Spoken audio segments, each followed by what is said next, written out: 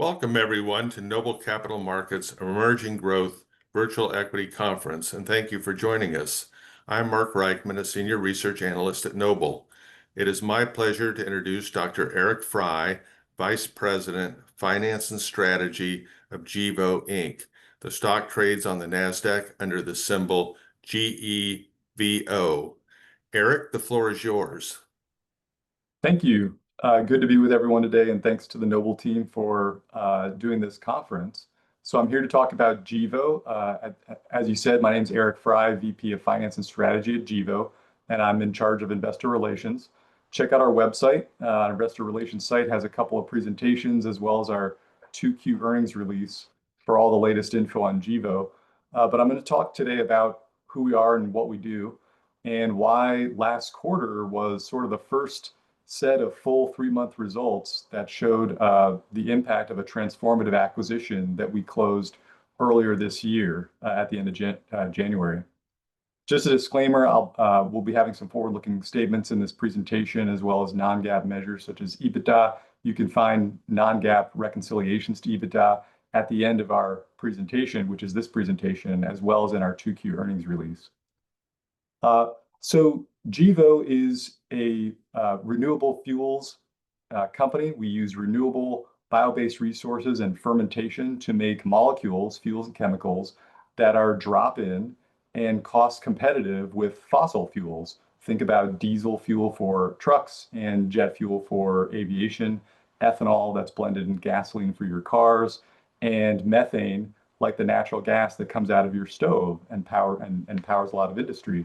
And we have a great team that's been doing bio-based fuels and chemicals for quite a while. In fact, we have a lot of years of experience, and we have cross-industry experience. So we have folks who are experienced in fermentation, chemicals, as well as renewable energy and biofuels. Folks on our team were the first to commercialize renewable plastics, polylactic acid, or PLA. You may see these biodegradable plastic cups that say PLA on the bottom. Members of our senior management team invented that back in the day, and so they've been doing this for quite a while. I'm going to flip to a slide that's actually in the appendix here. This is the same slide deck that's on our website.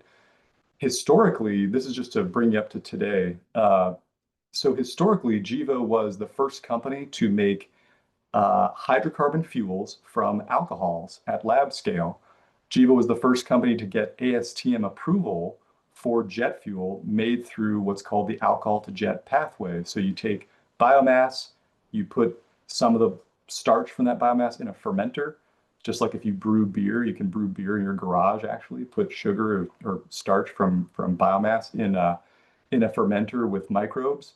And they make two things, basically. They make alcohol and they make carbon dioxide bubbles.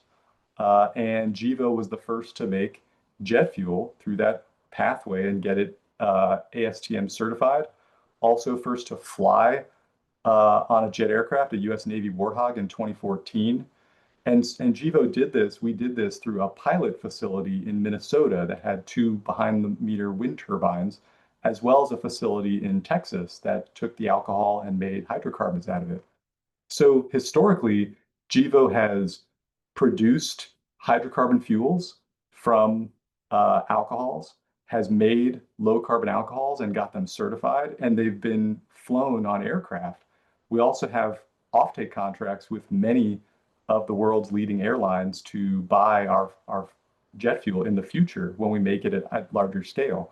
Now, why do I say larger scale? Well, because what Gevo did after this picture that you're seeing here is we idled the pilot plant in Minnesota, and the next phase is to make it big and repeatable so that this could be a large, durable industry of making jet fuel that's cost competitive with fossil fuels, but from a bio-based resource. And so to do that, you need 2 things. You need the ingredients, the feedstock, the supply that goes into your manufacturing process, and you need a good business system, a good engineered mousetrap or plant design to take alcohols and make jet fuel out of it. The third thing that you need to do is rinse and repeat. You need to build lots of these types of plants. That's how the ethanol industry got big to begin with, and that's how we think the ethanol to jet industry will be big in the future. But right now we're in phase two. So let me talk about that phase two. And a big part of that was acquiring, uh, doing the acquisition that we closed on earlier this year that I talked about. So let me go back to that. So where are we today? What Gevo has today is, like I said, we produced jet fuel from alcohol in the past. Today, we're producing alcohols or ethanol. We're producing methane or renewable natural gas. We have a subsidiary called Verity, which is essentially a software startup within Gevo that we've stood up because we believe we'll need it for our own fuels.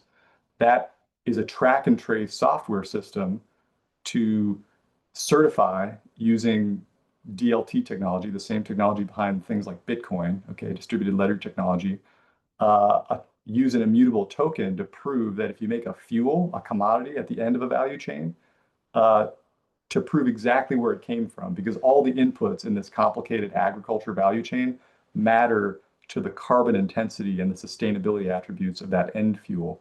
The goal is to get the same fuel, like I said, the Gevo's goal is to get the same fuel at the end of the day, like jet fuel, like diesel, like octane, like methane. But it came from a process that didn't come from fossil fuels. It's complementary to fossil fuels, but it has has sustainability attributes because of its inputs and where it came from. So that's Verity. And then this box down here that says Gevo Chem, we also do renewable, we do R&D as well. So first generation, yeah, plants, we think we can make it cost competitive with fossil fuels, but we have to have a cycle of continuous improvement too. The common thread in all this stuff is that we're taking renewable carbon. So it's carbon that's pulled out of the atmosphere and grown at the surface of the earth to start with, instead of carbon that's been under the earth for millions of years. Make something that's scalable and that's cost competitive with fossil-based products while saving CO2 emissions along the way. So how do we do that? Well, I kind of briefly mentioned these four things that Gevo is doing today, but let me talk more about this one up in the upper left corner, Gevo Fuels. What is that? Let me flip to this slide. So earlier this year, we acquired an ethanol plant in North Dakota, and we're pretty thrilled about this acquisition. We closed at the end of January. It's 67 million gallons of low carbon ethanol and co-products. Co-products from corn ethanol include high protein animal feed and corn oil. But also, I mentioned earlier, when you do fermentation, you make bubbles, and those bubbles are carbon dioxide. It's actually a very high purity, 99% pure biogenic carbon dioxide. It came from the atmosphere originally, but Mother Nature does a lot of work in uh, purifying that carbon dioxide and giving it back to us. Well, on this site, which is a 500-acre site, we capture that carbon dioxide off the fermenter, compress it, liquefy it, send it down a short pipeline on the property where it goes down a well that's actually over a mile underground into the rock. And it's rated to, in our view, be there permanently, but the engineers rated for over 1,000 years that carbon dioxide will stay there. So this is, people in the industry talk a lot about carbon capture and sequestration. There's a lot of promise to do that, and there's a lot of future plans to do it, but we're one of the few companies that's actually doing it. Every single day that we operate, we're sequestering about 165,000 metric tons per year right underneath this site. And we have capacity to do about 1 million tons per year. Like I said, it's a 500-acre site. And why is that important? Well, it's important for two reasons. It makes low carbon ethanol today, which is a profitable business in and of itself. But then it also gives us the platform to deploy what we think really differentiates Gevo, which is to take alcohols like ethanol and convert them to hydrocarbons like jet fuel. And so I'll talk a little bit more about that in a bit. In addition, we have a couple of other assets in our footprint too. I mentioned that we had a pilot plant. Here's the small demo plant in Silsbee, Texas, that we've worked with a partner in the past to make pilot scale volumes of these fuels. Here's the plant in North Dakota that I mentioned with ethanol and carbon capture. This is a 3D engineered drawing of our ethanol to jet designs. We have a couple. The two most important ones we call ATJ 60 and ATJ 30. Okay, basically a bigger one and a smaller one. to make 60 million gallons and 30 million gallons of jet fuel from ethanol. We have a greenfield site in South Dakota where we want to deploy ATJ-60. There we have a conditional commitment from the Department of Energy for a $1.6 billion loan. And in North Dakota, like I said, we have 500 acres, and that's got an operating ethanol plant with carbon capture that we own. So we want to deploy ATJ-30 up there. In addition, in Iowa, we have 3 dairy farm partners who supply us with dairy manure from their cows. And we take that dairy manure, we run it through a digester, and we capture the fugitive methane emissions from that, clean it up, inject it into the local natural gas pipeline system, and sell that. And it's called renewable natural gas, or RNG. Again, it's the same molecule. Your stove doesn't know the difference. Methane is methane, it's CH4.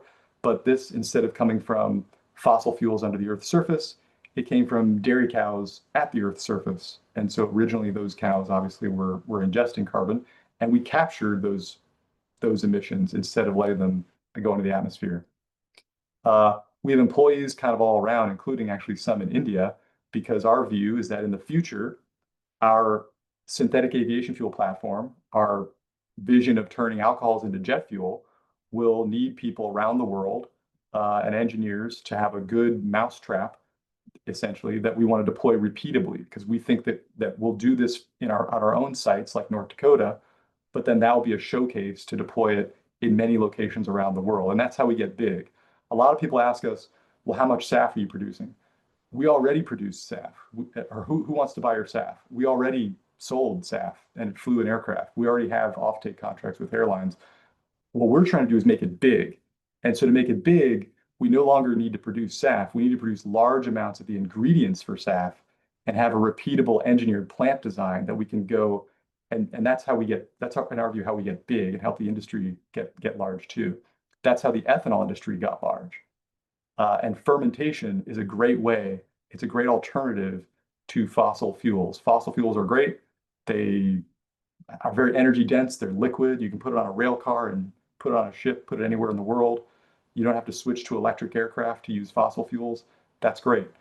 We want to make the same product that commingles with fossil fuels, but complement it by having a low carbon pathway that some markets will pay for. So that's what we have. Let me go into a little more detail on our carbon capture. This is a diagram of our asset up there. Like I said, it's 1 million tons per year in South Dakota, and it's great geology. You know, it's one of the thickest parts of this formation called the Broom Creek Formation. We have what's called the pore space rights to do 1 million tons per year. And like I said, currently we're actually sequestering about 16% of that as CO2 off our fermenters today. One of our goals is to increase how much CO2 we're putting down that hole. But carbon dioxide is a co-product for us. There's other things we could do with it, depending on what market wants it the most and will pay the most for it. By doing this, you can get 45Q tax credits, but also starting this year, you get 45Z tax credits if you lower the carbon footprint of your biofuel. And by doing this carbon capture, we're lowering the carbon footprint of our ethanol. You can also do enhanced oil recovery. So once you capture a lot of carbon dioxide from a really good source like this, you could put it on a rail car and send it somewhere else to do enhanced oil recovery. Or third parties could send us rail cars of CO2 and we can put it down our hole because it's a great place. We have a great sink for carbon dioxide. So we're extremely excited about this asset. One thing that we have to remind people about is when you do, this is true of the whole ethanol industry, and we're no different. The ethanol industry can start with any starchy plant or crop. In the US, the cheapest, most abundant source of plant sugar is corn. But the corn we use is not the kind of corn that is destined for people to be eating. It's not sweet corn or popcorn or white corn. It's field corn. It's corn that we mill. We extract the nutrients, the protein that ultimately goes back to animal feed and back into our bodies, the vegetable oil, and then the sugar. Now, we don't need more sugar, actually. The American Heart Association is telling us that we don't need more sugar. So in the US, we ferment sugar into ethanol, and you can make all kinds of things. You can make medical grade alcohol, you can make fuel grade alcohol for your car. And the US has done a great job of doing more with less. So on this chart over here, what you're seeing is a couple of years ago, the US planted a little over 75 million acres for corn. 100 years ago, we planted about the same number of acres. It actually hasn't changed that land use. What's changed is yield. Farmers are doing a really good job of being much more efficient, using less fertilizer to grow more corn from the same acres. And that goes hand in hand with sustainability. If you want to feed a growing planet, fuel a growing world, but also be kinder to the earth and reduce carbon footprint, this is exactly the type of industry you want to partner with, because doing more with less goes hand in hand with farmers having more money in their pocket. When you make corn, just so everyone's aware, by weight, the way to think about it is uh, if you get a pound of ethanol or jet fuel or diesel, you get about a pound of high protein animal feed, and you get about a pound of carbon dioxide. The carbon dioxide piece is easily missed. For us, we think of that as a co-product because the fermentation process is giving us, by weight, a third of what comes out of the facility is carbon dioxide that Mother Nature has sort of concentrated for us. It's a great source, but it ultimately came from the atmosphere because those seedlings, those plants, when they do photosynthesis, they're taking carbon dioxide out of the atmosphere to fix carbon and grow up. And then when we do this process, we get the bubbles that I mentioned. The bubbles ultimately came from the atmosphere. They're biogenic. So we're doing a form of direct air capture, if you like, but instead of using big machines and fans to do it, we're using Mother Nature. We're using photosynthesis and fermentation to do it. But uh, the thing I want to emphasize here is that we're we feel like this is a way to maximize the efficiency of what we're good at. So if you're in farmland, which is good at making corn, in other parts of the world it could be other crops, but in the US it's corn. What are they good at making? They're good at making sugar or fuel for our engines. They're good at making nutrients for our bodies, and it's good at taking carbon dioxide out of the atmosphere. And if you've got carbon capture, you can put it down a hole where it'll stay essentially forever. Uh, this is a little more complicated view. So this is physically what's going on, but from a revenue perspective, when you go from corn to ethanol, there's all these co-product revenue streams along the way. So you're getting things called RINs, you're getting 45Z tax credits, and there are also state level incentives and credits. So if you go to California, Oregon, Washington, British Columbia, they have low carbon fuel standard programs. If you take that ethanol and extend it to jet fuel, you again get a bunch of streams of co-products. There's a SAF 45Z tax credit. Uh, we'll make some renewable diesel and some renewable naphtha along the way too. But also there are customers on the voluntary markets that will pay for the carbon abatement.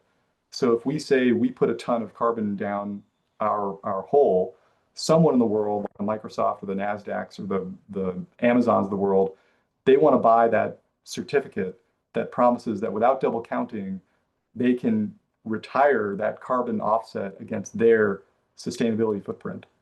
And I'll talk more about that in a second. To do all this requires, you can't just know about agriculture. You can't just know about chemicals.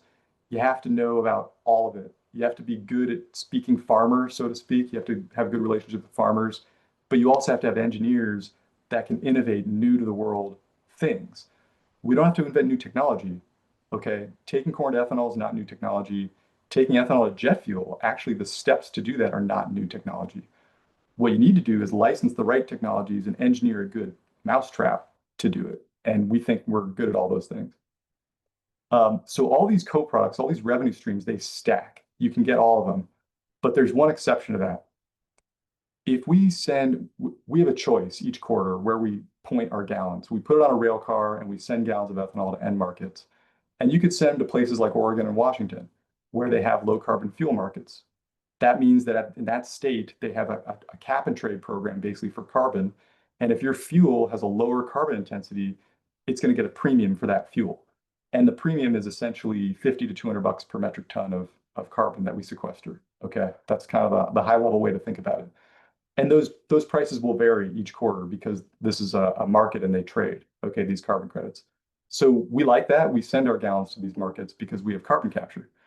But also at the same time, there's a new marketplace emerging, a voluntary marketplace of these carbon dioxide removals or CDRs. if you go to this website, cdr.fyi, it's a really good website.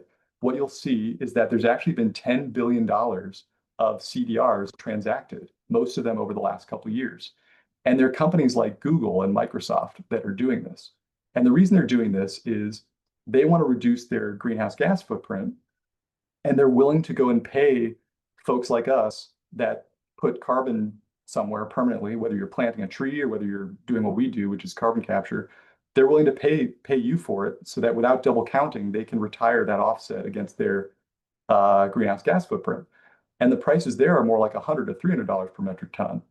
So this is a sales effort. If we sell our ethanol locally and maybe get less transportation cost, we can detach the carbon, the tons of carbon that we put down our well from the gallon of ethanol and say, hey, NASDAQ or Google or whomever, do you want to buy these tons of carbon?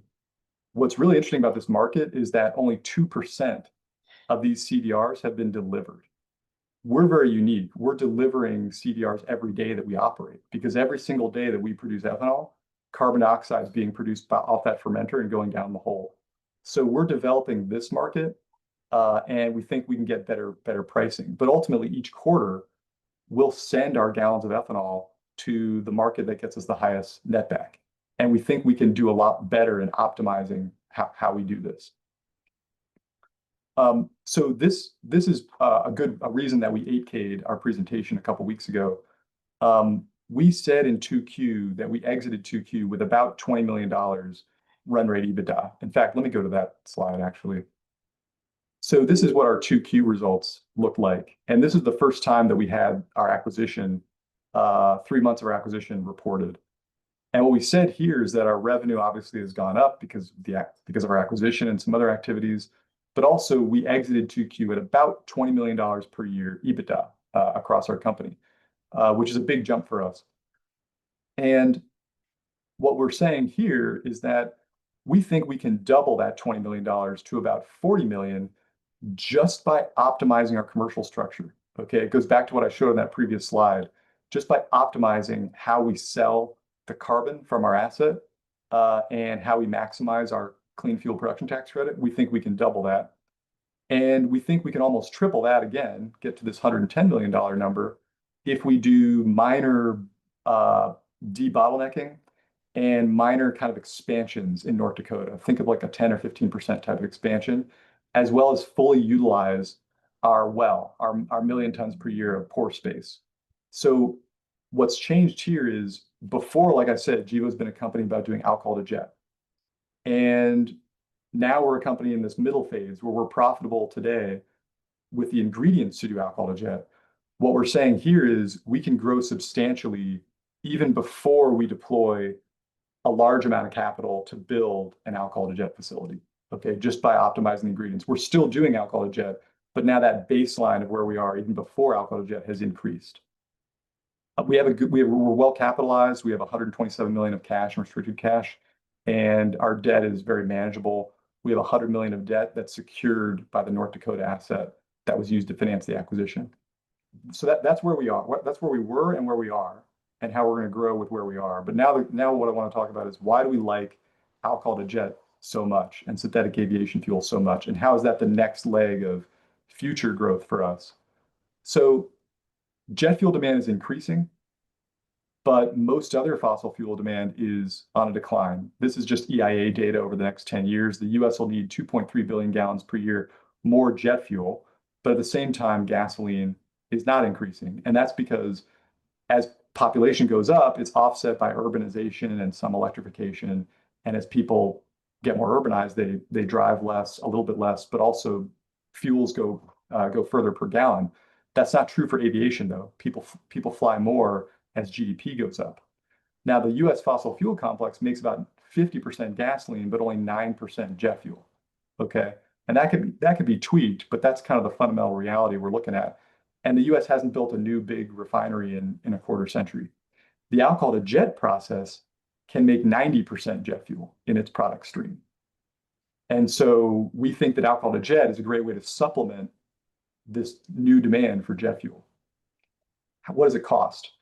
So this blue scatter plot shows the price of crude oil in dollars per barrel on the x-axis, and then the price of jet fuel in dollars per gallon on the y-axis.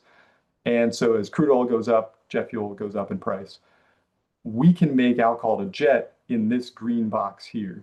It's cost competitive on a cash cost of production basis and that's for plant number one. We think we can keep improving that for the second and third generation of plants. But for the first generation of large scale plants, we can kind of be competitive with fossil jet fuel. Other ways of making synthetic aviation fuel uh, have higher operating cost. Power to liquids is kind of off the charts, not economic in our view, except in special situations. Now, what we need here, though, is the capital cost, the return. How do you justify building something? Because fossil fuels doesn't require building a lot more refineries, but alcohol to jet does require building new plants. For that, we have to capture value from it being low carbon. Remember, we're making the molecule, it's just as good of a molecule as jet fuel, but it's also low carbon. So to make a return on capital, that's where we need temporary, in our view, not permanent, but temporary tax credits or premiums from the customer, the NASDAQs and the Microsofts that I showed in that previous slide. But on a cash cost of production basis, we think it's pretty exciting that on day one, you can be competitive with fossil fuels. For each ATJ-30 plant that we build, like what we want to build in North Dakota, it adds about $150 million of EBITDA to the plant. That's by converting about 50 million gallons of ethanol to about 30 million gallons of jet fuel plus co-products.